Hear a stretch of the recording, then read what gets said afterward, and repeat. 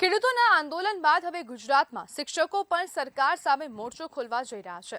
ફરજિયાત ટેટ પરીક્ષાના મુદ્દે રાજ્યના પ્રાથમિક શિક્ષકો 11 જુલાઈએ ગાંધીનગરની સત્યાગ્રહ છાવણી ખાતે વિશાળ ધરણા પ્રદર્શન કરશે। પ્રાથમિક શિક્ષક સંઘનો દાવો છે કે રાજ્યભરમાંથી 30,000થી વધુ શિક્ષકો આંદોલનમાં જોડાશે।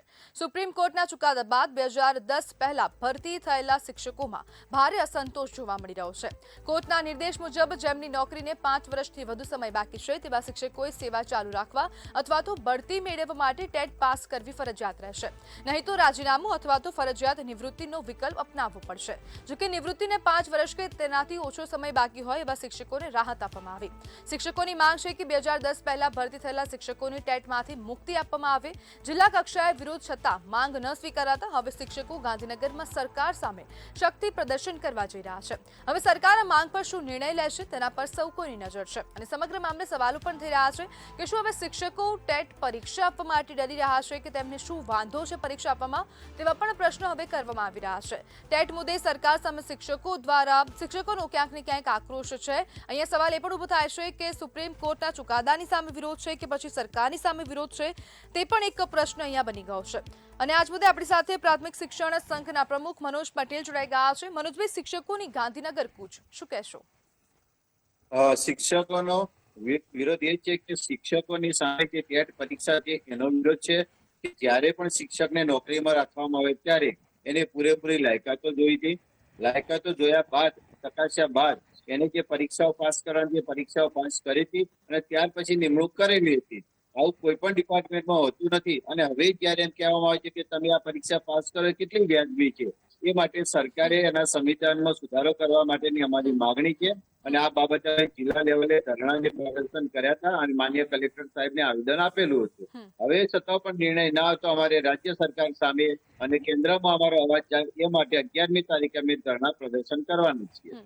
મનોજભાઈ, 2010 પહેલા કયા આધાર પર, કયા સર્ટિફિકેટોના આધાર પર શિક્ષકોને ભરતી કરવામાં આવી હતી? રાજ્ય સરકારના જે નિયમો હતા, રાજ્ય સરકારે રાજ્ય પરીક્ષા બોર્ડ દ્વારા જે પરીક્ષા આપવામાં હતી એ પરીક્ષા પણ પાસ કરેલી છે। રાજ્ય સરકારે જે ચોક્કસ નીતિ નિયમો બનાવ્યા છે કે શિક્ષક માટે આટલી લાયકાત જોઈએ, આ પરીક્ષા પાસ કરેલી હોવી જોઈએ, એ પરીક્ષા પાસ કરેલી જ છે। એવું નથી કે એમને પરીક્ષા પાસ ન કરી હોય અને પરીક્ષા પાસ કર્યા પછી પણ જો આવું કહેવામાં આવે તો યોગ્ય નથી। મનોજભાઈ, આ જે વિરોધ છે, આંદોલન છે, તે સરકારની સામે છે કે પછી સુપ્રીમ કોર્ટના ચુકાદાની સામે? અમારો માંગણી એ છે કે સુપ્રીમ કોર્ટનો જે ચુકાદો આવે છે એ માટે સરકાર શ્રી લોકસભાની અંદર બિલ લાવે અને એમાં સુધારો કરે અને સુધારો કરી અને અમારા જે પ્રશ્નો છે એનું નિરાકરણ આવે, એ માટે અમારું જે સરકારની સામે આંદોલન છે। મનોજભાઈ, અહીંયા એવા પણ સવાલો થાય છે અને સાથે સાથે લોકો પણ આ સવાલ કરી રહ્યા છે કે શિક્ષકોને ટેટ પરીક્ષા આપવામાં વાંધો શું? પરીક્ષા છે, પરીક્ષા આપી દેવી જોઈએ। 100% એમાં કોઈ વાંધો જ ના હોય। શિક્ષક હંમેશા શીખતો રહે છે, ભણાવતો રહે છે અને શીખે છે। એમાં કઈ ના કે શિક્ષકોને જયારે પણ તાલીમ હોય ત્યારે એની પરીક્ષા લેવામાં આવે છે, એની ફીલ્ડ ટેસ્ટ લેવામાં આવે, પોસ્ટ ટેસ્ટ લેવામાં આવે છે, પરીક્ષા આપતો જ હોય છે। પરંતુ અમારી જે સિસ્ટમ ઉભી કરી છે એનો વાંધો છે કે તમે પરીક્ષા પાસ કરો તો તમારું રિટાયરમેન્ટ થશે, તમને ઉત્તર પગાર ધોરણના લાભ મળશે, એવું નથી। સીસીસી ની પરીક્ષા તો અમે આપી હતી, બરોબર છે, એટલે એવું નથી। પરંતુ જે સિસ્ટમ છે કે એકવાર તમે લાગેતા ત્યારે તમારા જે હતા, જે લાયકાત હતી એ ચકાસવામાં આવી, તમારી પરીક્ષા લીધી એ ચકાસવામાં આવી અને હવે એમ કહે છે કે ના તમે ફરીથી પરીક્ષા આપો, એ કેટલું વ્યાજબી છે? મનોજભાઈ, હવે જો માંગણી નહીં સ્વીકારાય તો?